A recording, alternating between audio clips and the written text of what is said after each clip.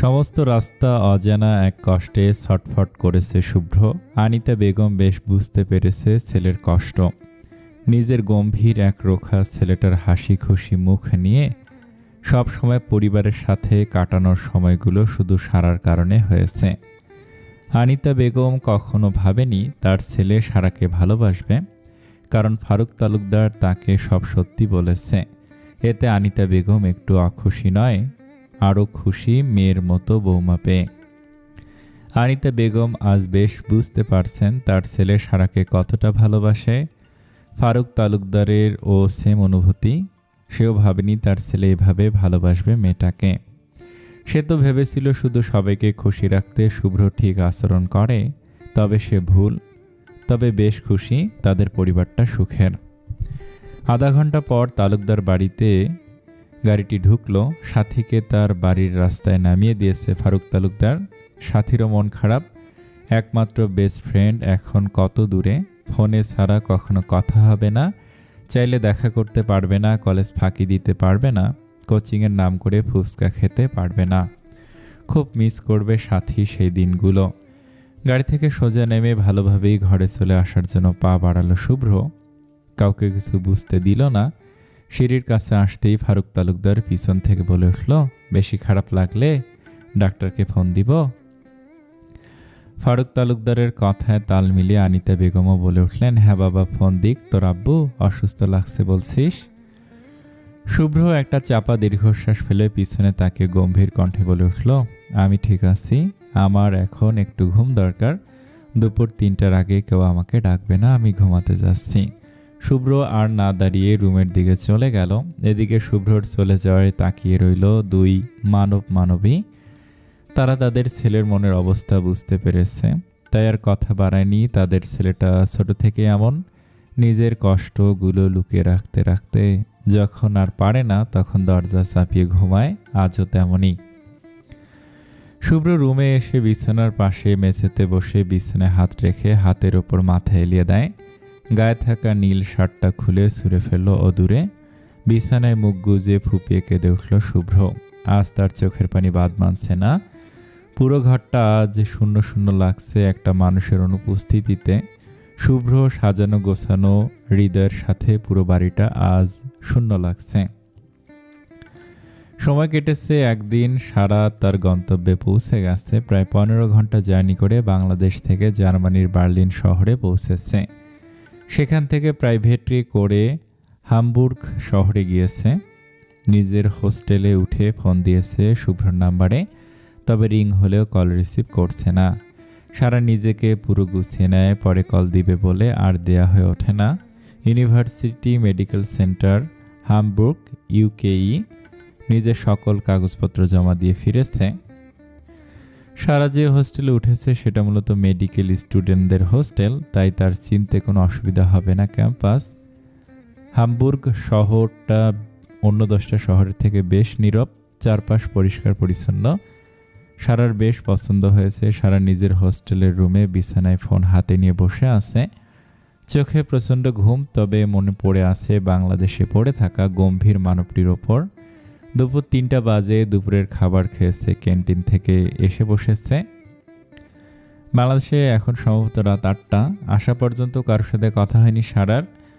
বাংলাদেশ থেকে জার্মানির সময় তফাৎ প্রায় 7 ঘন্টার। সারা হোয়াটসঅ্যাপে ফোন লাগালো আবারও শুভ্রর নাম্বারে। ফোন যেতেই স্ক্রিনে ভেসে উঠল হাস্যোজ্জ্বল তাদের একটা ছবি, সমুদ্র পাড়ে তোলা, আর নাম সেভ করা, আমার হৃদস্পন্দন। নামটা চোখে যেতে হাসে সারা।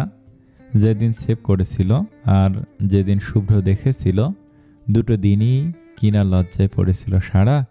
ভাবতে দীর্ঘশ্বাস আসে। আল্লাহ নিশ্চয়ই উত্তম পরিকল্পনাকারী, সব কিছু আবারও আগের মতো হবে। রাত 8টা বেজে 20 মিনিট। শুভ্র পাশে বসে চিন্তিত মুখে জলপটি দিচ্ছে শুভ্রর মাথায় আনিতা বেগম। ডাক্তার এসে ঔষধ দিয়ে গেছে, খেয়েও কোনো কাজ হচ্ছে না। গা পুড়ে যাচ্ছে শুভ্রর, কোনো সেন্স নেই ছেলেটার। ডাবল কম্বল গায়ে দিয়েও কাঁপছে ছেলেটা। আনিতা বেগমের চোখে পানি ফেলছেন। নিজের একমাত্র ছেলের জন্য এমন জ্বর কতকাল হয়নি শুভ্রর। আনিতা বেগম শুভ্রর কপালে দেয়া সাদা রুমালটা বেডসাইড টেবিলে থাকা পানির বাটি থেকে ভিজিয়ে শুভ্রর উত্তপ্ত কপালে রাখতেই শুভ্র কেঁপে উঠল। তার কিছুক্ষণ পর জ্বরের ঘরে জড়ানো কণ্ঠে বিড়বিড় করে বলে উঠল, লিটল বার্ড, এই বউ কই তুই? তোকে ছাড়া একা লাগছে আমার। দেখ না, আমার খুব কষ্ট হচ্ছে, একটু জড়িয়ে ধর জান আমার, এ লিটল বার্ড। শুভ্রর বলা জড়ানো কথাগুলো স্পষ্ট শুনতে পায় আনিতা বেগম। আনিতা বেগমও খুব কষ্ট হচ্ছে মেয়েটার জন্য। এখনো কথা হয়নি, কি করছে একা একা সেটাও জানে না। আনিতা বেগমের ভাবনার মাঝে শুভ্রর ভাইব্রেট করে রাখা ফোনে কল আসে। স্ক্রিনে লিটল বার্ড লিখে সেভ করে রাখা। আনিতা বেগম এক মুহূর্ত দেরি না করে রিসিভ করে ফোনটি। আনিতা বেগম ফোনটা রিসিভ করে কানে তুলতে ওপাশ থেকে সারার কণ্ঠ উৎকণ্ঠা হয়ে বলে, এই আপনার কি হয়েছে? ফোন তুলছেন না কেন?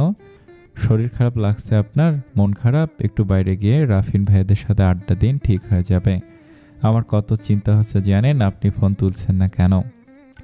রাফিন হলো শুভ্রর ভার্সিটির ফ্রেন্ড, একই সাথে একই ভার্সিটিতে জব করে। সারা কথা বলা থামাতে আনিতা বেগম এপাশ থেকে শান্ত কণ্ঠে সালাম দেয়, আসসালামু আলাইকুম মা, ঠিক মতো পৌঁছেছ?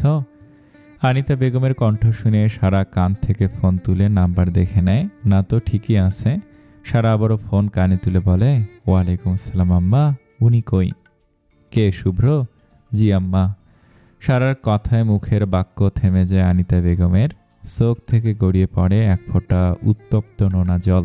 তবুও নিজেকে শক্ত করে বলে ওঠে, ও ঘুমাচ্ছে, ঘুম থেকে উঠলে ফোন দিতে বলবো। আচ্ছা তুমি খেয়েছো মা? এই টাইমে কিসের ঘুম আম্মা? ও তো এই টাইমে ঘুমায় না। জানি না মা, বিকেলে ঘুমাইছে, বলল ডাকবা না। আনিতা বেগম নীরবে চোখের পানি ফেললেন। মিথ্যা বলা ছাড়া উপায় নেই আর, কারণ মেয়েটা এখন ভিন দেশের মাটিতে। শুভ্রর চিন্তা করলে পড়ায় মন দিতে পারবে না। সারা কিছু বলতে যাবে তার আগে আনিতা বেগম বলে উঠল, আচ্ছা তোমাদের ওখানে কয়টা বাজে? রুম টুম ভালো তো? কোনো সমস্যা হচ্ছে না তো? খাওয়া দাওয়া করছো? সারা ফোনের ওপাশ থেকে ভুরু কুঁচকায়। মোটেও সারার মন ভালো কিছুর সায় দিচ্ছে না। সারা ধীর কণ্ঠে বলে উঠল, 3:45 আম্মা, আর সব ঠিক আছে, আর আমি খেয়েছি, আপনারা কখন খাবেন? এই তো মা, এবার খাবো, তুমি পড়াশোনায় মনোযোগ দাও। একটা কথা বলি আম্মা। বলো। আপনার কথা এমন শোনাচ্ছে কেন? আপনি কিছু এড়িয়ে যাওয়ার চেষ্টা করেছেন? সত্যি করে বলুন, শুভ্র কই? কি হয়েছে ওনার? আমি জানি উনি কখনো বিকেলে বা এই টাইমে ঘুমায় না, আর আমার ফোন পেয়ে ধরবে না এটা হতে পারে না। সত্যি করে বলুন আম্মা, কি হয়েছে? সারার কথা শেষ হতে আনিতা বেগম উচ্চস্বরে কেঁদে ফেলেন। সারার মনে খসকা লাগে কিছু একটার। সাথে সাথে অডিও কল কেটে ভিডিও কল দেয় সারা। আনিতা বেগম কল রিসিভ করতেই সারা আবার বলে ওঠে, আম্মা উনি কই? একটু দেখানো ওনাকে, আমার খুব খারাপ লাগছে। কি হয়েছে ওনার? আনিতা বেগম কান্নার তোপে কথা বলতে পারছে না। শাড়ির আঁচল দিয়ে চোখ মুছে ব্যাক ক্যামেরা দিয়ে শুভ্রকে দেখালো আনিতা বেগম। জ্বরের ঘরে এখনো ভুল বলছে। সারা শুভ্রর এমন বিড়বিড় করা দেখে আনিতা বেগমকে বলে উঠল, কি হয়েছে আম্মা ওনার? জ্বর, প্রচণ্ড জ্বর, কাল রাত থেকে আজ একদিনেই কমলো না, ডাক্তার দেখেও কাজে দিচ্ছে না। সারা অসহায় হয়ে মোবাইলের স্ক্রিনে তাকিয়ে আছে, চোখে অসহায়ত্ব, মুখে রা নেই। আনিতা বেগম শুভ্রর মাথার কাছে বসে ক্যামেরা ঘুরিয়ে শুভ্রর মুখের কাছে আনতেই সারা শুনতে পায় শুভ্রর অস্পষ্ট বিড়বিড়ানি। শুভ্র বিড়বিড় করে জড়ানো কণ্ঠে বলছে, এই লিটল বার্ড, ফিরে আয়, আর বকবো না, খুব ভালোবাসবো। তোর দূরে থাকতে হবে না আমাকে রেখে, আমি মরে যাচ্ছি পাখি। সারার বুকের ভিতরে দম মুচড়ে উঠল। ফোনের ওপাশে জোরে কেঁদে উঠল সারা। সারার কান্না দেখে কি বলে সান্ত্বনা দিবেন ভেবে পেল না আনিতা বেগম। অনেক বুঝিয়ে শুনিয়ে ফোন রাখলেন। সেদিনের পর কেটেছে 1 মাস। সারা পড়ায় শোনায় মনোযোগ দিয়েছে। প্রতিদিন রাত 10টা বাংলাদেশ টাইম সারার সাথে শুভ্রর কথা হয়। কখনো কখনো 1-1.5 ঘন্টা, তো কখনো কখনো কয়েক মিনিট। শুভ্রই ফোন রেখে দেয়। সারা ভাবে হয়তো তার পড়ার জন্য। এদিকে দিন শুভ্র শুকিয়ে যাচ্ছে। আগের মতো খায় না, পরিবারের কারোর সাথে কথা বলে না। সারাদিন ভার্সিটি শেষ করে ঘরে এসে দরজা লাগিয়ে দেয়, খাওয়ার সময় এসে খায়। সারার সাথেও সপ্তাহে একবারের বেশি ভিডিও কলে কথা বলে না। সারা হয়তো এই শুকিয়ে যাওয়া শুভ্রকে দেখলে খুব কষ্ট পেত, তাই শুভ্র ইচ্ছা করে ভিডিও কল দেয় না। অডিও কলে কথা বলে না বেশি, মায়া কমাতে চায় একটু। যেখানে সারা জীবন কবির ভাষায় শুনেছে প্রিয় মানুষ দূরে গেলে মেয়েরা কেঁদে অস্থির হয়ে যায়, সেখানে শুভ্র গম্ভীর পুরুষ হয়েও প্রিয় মানুষটার সাথে কথা বলতে বলতে চোখের পানি ফেলে। আনিতা বেগমও সারার কথা মাথায় রেখে সারাকে কিছু বলে না, তবে শুভ্রর এমন অবনতি তাকে পুরাচ্ছে খুব। রাত 11টা, আজ রবিবার হয়। সারা ভিডিও কল করেছে। এই রবিবার সারা কোচিং মেডিকেল সব অফ, তাই এই দিন সারা দিন অফ থাকে। সারার কল দেখে শুভ্র তাড়াতাড়ি গিয়ে রুমের লাইট নিভিয়ে দিয়ে এসে কল রিসিভ করে। সারা সালাম দিয়ে কিছুক্ষণ কথা বলে। শুভ্রর সাথে আজ সকাল থেকে কি হয়েছে সব বলছে। এক সময়ে এসে সারা মুখে অসত্যের ছাপ এনে করুণ কণ্ঠে বলে, আপনার কাছে যখন যা চেয়েছি পেয়েছি, আমার একটা কথা রাখবেন। কি কথা লিটল বার্ড? আগে প্রমিস করেন রাখবেন। শুভ্র চাপা দীর্ঘশ্বাস ছাড়ে। সে জানে মেয়েটার আবদার কি হবে, যে মেয়েটার সারা শরীরে প্রতিটা লোমকূপ শুভ্রর চেনা। তার কথার ভাঁজও খুব ভালো করে শুভ্র জানে। শুভ্র শান্ত কণ্ঠে বলে, আচ্ছা রাখবো। শুভ্রর কথায় মোবাইলের স্ক্রিনে থাকা সারার মায়াবী মুখটা হেসে ওঠে। সাথে সাথে উঠে বলে, আজ একটু বেশি সময় কথা বলবেন আমার সাথে। আমি না আপনার ইগনোর করা মেনে নিতে পারি না। আপনার এই অল্প সময় কথা বলে রেখে দিয়ে ভাবেন আমি পড়ব, কিন্তু আপনার এই অবহেলা আমার খুব কষ্ট দেয়। আজ একটু বেশি সময় থাকবেন প্লিজ। সারার কথা শুনে শুভ্র নিজের কাছে নিজেই প্রশ্ন করে, আসলেই সে কি বেশি কষ্ট দিচ্ছে মেয়েটাকে? শুভ্র উত্তর পায়নি সেদিন, তবে তারপর থেকে নিজেকে শক্ত করে সারার ফ্রি টাইমে ঘন্টার পর ঘন্টা কথা বলেছে। মাঝে মাঝে ভিডিও কলে ঘুমিয়েও গেছে। শুভ্র শুকিয়ে যাওয়া দেখে সারার সে কি কান্না। সারার কান্না দেখে শুভ্র আবারও নিজেকে স্বাভাবিক অবস্থায় নিয়ে আসতে চেয়েছে, এমনকি পেরেছেও। আনিতা বেগমে এখন সারার ওপর গর্ব করে। দেখতে দেখতে চোখের পলকে সময় কেটে যাচ্ছে, দিনের পর দিন কেটে যাচ্ছে, কত বর্ষা চলে যাচ্ছে, তবে শুভ্র সারার একসাথে বৃষ্টি বিলাস করা হয় না। কত বসন্ত চলে গেল, তবে মেলায় ঘোরা হয় না। তবে কারোর মনে কোনো আফসোস নেই। নিজেদের সামনের ভবিষ্যৎ নিয়ে দুজনেরই চিন্তা। সামনের সময়টাকে খুব সুন্দর করে গড়ে তুলতে চায় ওরা। অতীত বর্তমান একজন অন্যজনকে ছাড়া দূরে কাটালেও ভবিষ্যৎটা যেন হয় একসাথে, প্রতিটা পদক্ষেপ একসাথে। সারা যাওয়ার পর সাথী আর চেষ্টা করেনি, বিয়ে করে নিয়েছে। সাথে মেডিকেলও পড়েছে। বিয়ের 1 বছর 3 মাসের মাথায় সাথী গর্ভবতী হয়, আর 9 মাসের মাথায় ফুটফুটে একটা ছেলে সন্তান সাথীর ছেলে হয়েছে শুনে সেদিন কি খুশি তারা। তবে কোলে নেয়ার আক্ষেপ থেকে যায়। সাথী হেসেছে সেদিন, সেও বুঝে বেস্ট ফ্রেন্ড দূরে থাকার কষ্ট। শুভ্র সারার কথা মতো গিফট দিয়েছে সাথীর ছেলেকে, এমনকি কোলেও নিয়েছিল সে প্রথম, কারণ সাথীর হাজব্যান্ড দেশের বাইরে ছিল। সেদিন থেকে আবারও বাবা হওয়ার স্বপ্ন বুনতে থাকে আর সারাকে বলতে থাকে। এমন হাসি ঠাট্টার ভিতরে কেটে গেছে 6 বছর। সারা আর 3 মাস পর দেশে ফিরবে। 29 বছরের শুভ্র এখন 34 বছরের যুবক। ফর্সা সাদা গায়ের রং, আগের চেয়ে স্লিম হয়েছে। মুখে ঘন চাপদাড়ি, যে কেউ প্রথম দেখায় ক্রাশ খাবে। আর এদিকে শুভ্র লিটল বার্ড এখন 24 বছরের তরুণী। যদিও সারা 5 বছরের জন্য গিয়েছিল, তবে জার্মানির নিয়ম অনুযায়ী একজনকে পরিপূর্ণ ডাক্তার হতে প্রায় 6.5 বছরের কোর্স করা লাগে। এই 6 বছরে সারার অনেক ফ্রেন্ড হয়েছে বিদেশে, তবে কোনো ছেলে ফ্রেন্ড হয়নি। সারা সুন্দর হয়, অনেক ছেলে প্রপোজাল দিয়েছে, তবে সারা ইগনোর করেছে। সারা মন পড়ে আছে সদ্য যৌবনে পদার্পণ করার পর সম্পূর্ণ নিজের করে পাওয়া প্রেমিক পুরুষের ওপর। সারা এখনও আগের মতোই ভালোবাসে শুভ্রকে। শুভ্র বদলে গেছে এখন একটু, নিজেদের বিজনেসের সাথে ভার্সিটি এক হাতে সামলায়। আনিতা বেগমের বয়স হয়েছে, ফারুক তালুকদার এখন লাঠিতে ভর দিয়ে হাঁটে। 1 বছর আগে স্ট্রোক করার পর থেকে লাঠি নিতে হয়। শুভ্র বাড়িতে 3টা মেড রেখেছে, তারাই বাড়ির সব করে, কিন্তু রান্নাটা আনিতা বেগম করে। তার কথা আল্লাহ যতদিন বাঁচিয়ে রেখেছেন ততদিন রান্না করে যাব, আর ছেলের বউ আসলে সে রান্না করবে আর নাতিপুতি নিয়ে খেলবো। শুভ্র এখনও সেই সপ্তদশী সারার প্রতি আসক্ত। সারা বিদেশে যাওয়ার পর ভার্সিটির এক টিচারের সাথে কাজের সূত্রে কথা হয়, কিন্তু সম্পর্ক যখন গভীরে যেতে থাকে তখন শুভ্র সব থামিয়ে দেয়। মনে মনে তওবা করে ফেলে, যদিও শুধু কথা ছাড়া কিছুই বলতো না, তবুও সেটা বন্ধ করে দেয়। আর তারপর একা। শুভ্রর অভ্যাস সারাদিন কি করলো সব রাত 10টার পর সারাকে বলা, আর সারাও একই কাজ করে। যদিও মানবী ভিন্ন দেশে, তবে মন এক জায়গাতে আটকে গেছে। কেটে গেছে আরও সময়। জানুয়ারির 4 তারিখ আজ, কালকে সারার বাংলাদেশে যাওয়ার ফ্লাইট। সারা এখন একজন নামকরা ব্রেইন সার্জন। ব্যাগ গুছাচ্ছে সারা। মনে পড়ছে সেই পুরনো ধুলো জমা অতীতের কথা। সারা হাসে। আজকের পর আবারও মানুষটাকে জড়িয়ে ধরতে পারবে, ঘন্টার পর ঘন্টা চোখের সামনে দেখতে পাবে। এ দেখা মোবাইলে বা ল্যাপটপের স্ক্রিনে দেখার মতো না। এই দেখার অনুভূতি ভিন্ন। সারা গুছিয়ে নেয়। সারা পরিবর্তন হয়নি, খুব আগের মতো আছে, তবে চুলগুলো কোমর সমান হয়েছে। এখানে লম্বা চুলের যত্ন নেওয়ার সময় হতো না, তাই শুভ্রর অনুমতিতে কেটেছে। সারা সব দেখে শুনে গুছিয়ে মোবাইল নিয়ে বেরিয়ে যায় সকল ফ্রেন্ডদের সাথে মিট করতে, কারণ একবার দেশে গেলে হয়তো বহু বছর আর এদিকে আসা হবে না। আনিতা বেগম বেশ খুশি সারার আসার কথা শুনে। গত 3 বছর আগে নাজমুল হুদা মারা যায়। তারপরেই কিছু মাসের ব্যবধানে মার্জিয়াও আল্লাহর ডাকে সাড়া দিয়ে চলে যায়।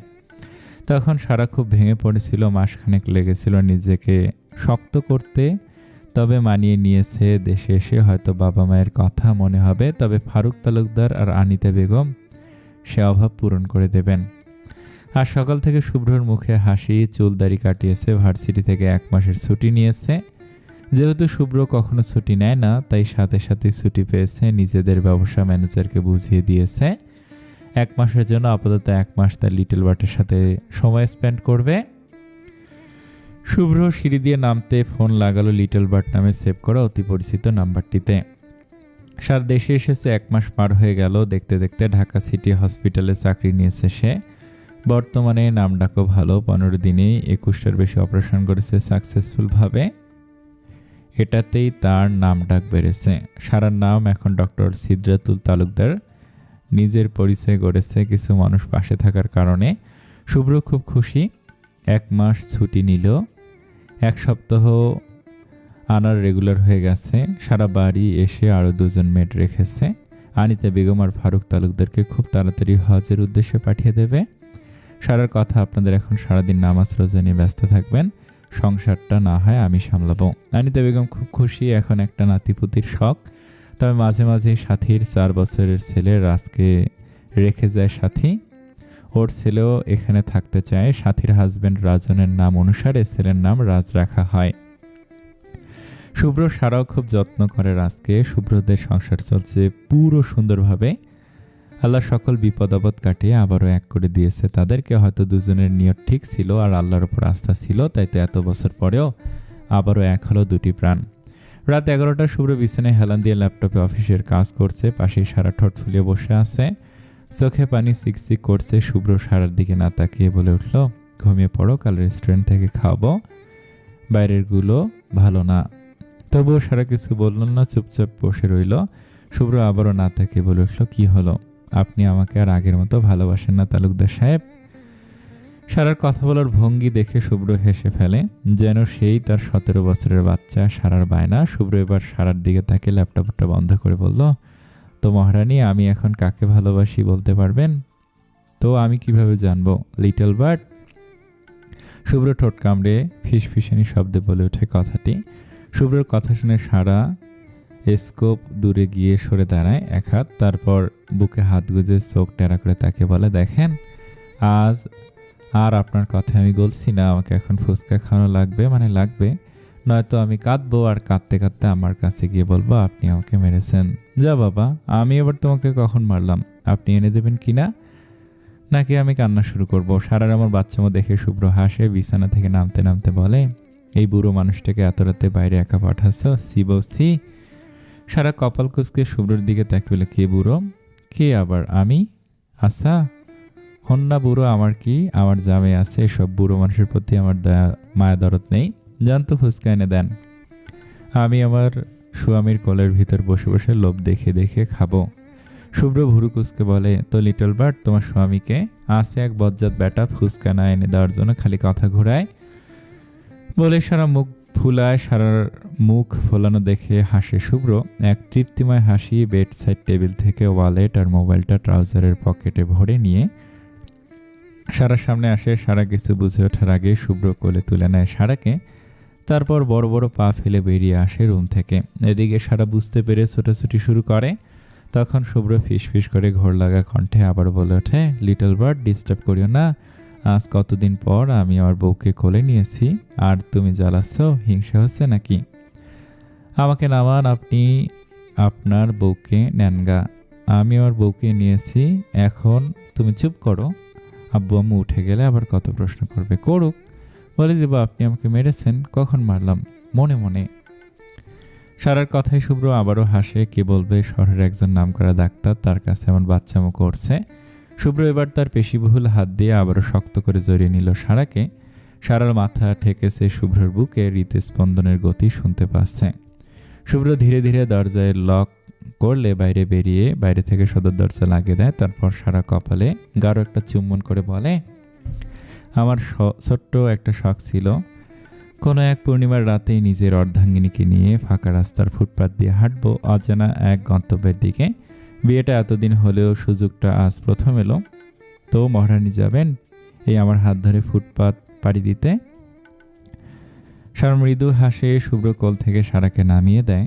সারা শুভ্রর হাতের বাহু নিজের দুহাত দিয়ে পেঁচিয়ে নিয়ে হাঁটতে হাঁটতে বলে, যে মানুষটার সাথে পুরো জীবন পাড়ি দিতে রাজি, তার সাথে এই রাতে সামান্য ফুটপাত পাড়ি দেয়া কিছুই না।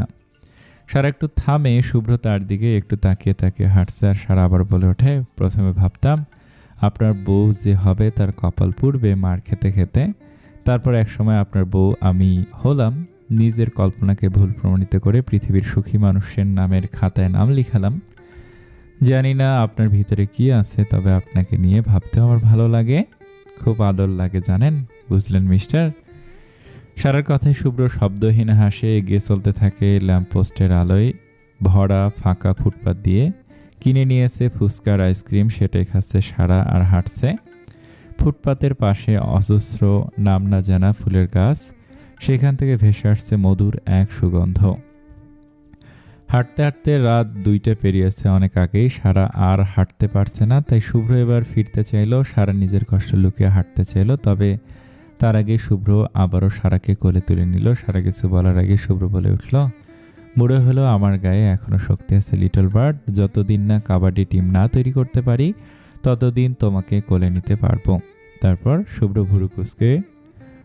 সারা ভুরুকুসকে শুভ্রর দিকে তাকালো। তারপর আর কি, একেবারে নিজের কোলের ভিতরে বসিয়ে রেখে দেব। সারেন তো ঢং। নরোনা, আমার অসুবিধা হচ্ছে। সারার কিছু বলল না, মাথাটা এলিয়ে দিল শুভ্রর বুকের বাম পাশে। কান পেতে শুনতে লাগলো বুকে দীপ দীপ করা শব্দ। শুভ্র তখন একটা সাদা জবা ছিঁড়ে তার কানে গুঁজে দিয়েছিল, সেটা এখনো আছে। শুভ্র সারাকে কোলে নিয়ে কোনো দ্বিধা ছাড়াই বাড়ির পথে হেঁটে চলেছে। কিছু রাস্তা যাওয়ার পর সারা মৃদু কণ্ঠে বলল, তালুকদার সাহেব, আপনি আমাকে ভালোবাসেন? না, আমিও লিটল বার্ডকে ভালোবাসি। টেরা চোখে তাকে বলে, ও আচ্ছা, কেন? আসলে আপনি কোনো দিন আমি বিদেশে থাকতে মেসেজে ভালোবাসার কথা বলেননি। 6টা বছর হাতে গুনে কয়েকটা বার বলেছেন, তাও কলে। সারার কথায় শুভ্র থামে, কিছু বলে না। জোরে জোরে পা চালিয়ে বাড়ির গেটের ভিতরে ঢুকে দাঁড়ায়। সারার দিকে গভীর দৃষ্টি দিয়ে কিছুক্ষণ তাকিয়ে সারার অধর জোড়ায় ছোট্ট একটা চুমু আঁকে। সারার সাথে সাথে কেঁপে ওঠে। শুভ্র এবার হেসে সারার চোখে চোখ রেখে কোমল নেশানো স্বরে বলল, লিখে কি আর ভালোবাসা বর্ণনা করা যায় লিটল বার্ড? অনুভবের এক ফোঁটা চাহনি, পুরো একটা রচনার মন্ত্রমুগ্ধ কাহিনী, বুঝলে বউ? শুভ্র হাসে। হেঁটে চলে আসে বাড়ির ভিতরে। ঘরে এসে দরজা লাগিয়ে দিয়ে সারাকে বিছানায় নামিয়ে দেয়। তারপর ঘরের লাইট অফ করে সারার কাছে আসে। সারা আসলেই মন্ত্রমুগ্ধের মতো একভাবে বসে আছে। শুভ্র সারাকে বিছানায় নিয়ে শুয়ে পড়ে।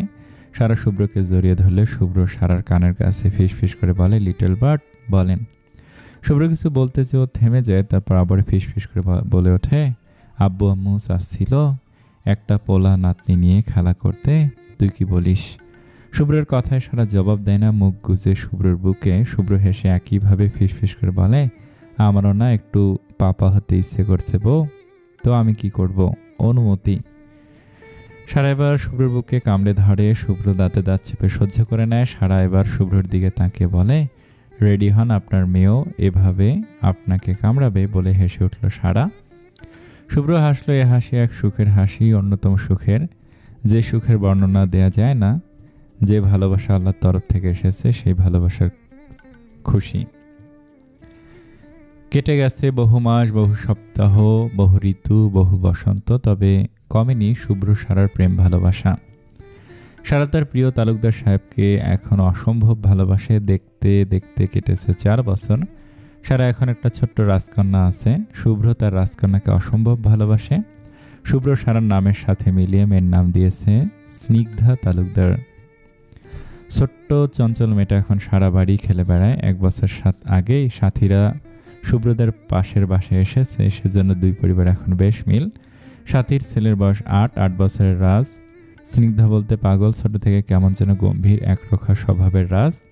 প্রয়োজন ছাড়া কথা বলে না, তবে স্নিগ্ধা হলে ব্যাপার ভিন্ন। 3 বছরের স্নিগ্ধা জোর করে হলেও কথা বলিয়ে ছাড়বে। স্কুল প্রাইভেট বাদে যেটুকু সময় পায় সেই সময়টুকু স্নিগ্ধার সাথেই খেলে রাজ। বাইরে কোনো বন্ধু নেই, এমনকি স্নিগ্ধাকে বাইরের কারো কোলেও দিতে চায় না। স্নিগ্ধা ও তার রাজ ভাইয়ে বলতে পাগল। রাজ আসলেই তাকে একটা করে চকলেট দেয়, আর এর জন্যই বেশি পাগল। সময় গড়ায় সাথীর সাথে সারার বন্ধুত্ব বাড়ে।